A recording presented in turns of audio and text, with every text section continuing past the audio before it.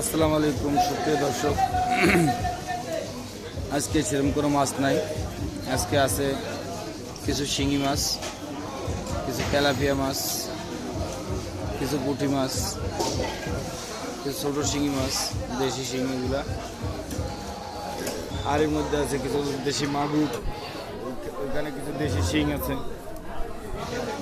আজকে ভিডিও বানাতে চাচ্ছিলাম না, তারপরেও বানালাম বুঝে একটা ভিডিও। এগুলো পিওর দেশি শিং। এগুলো বিক্রি করতেছে 120 টাকা, 150 টাকা পোয়া। এগুলো বিক্রি করতেছে 200 টাকা পোয়া।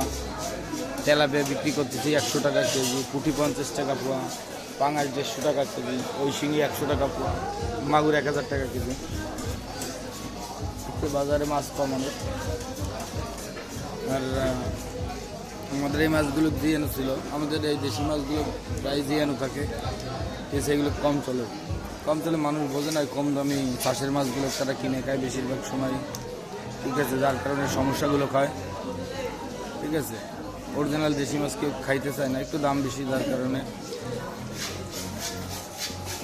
যদি আপনাদের কারো লাগে অবশ্যই কমেন্টে জানাবেন, আপনাদের জন্য হোম ডেলিভারির ব্যবস্থা আছে। এবং লাইক কমেন্ট শেয়ার করে সবাই পাশে থাকবেন। ধন্যবাদ।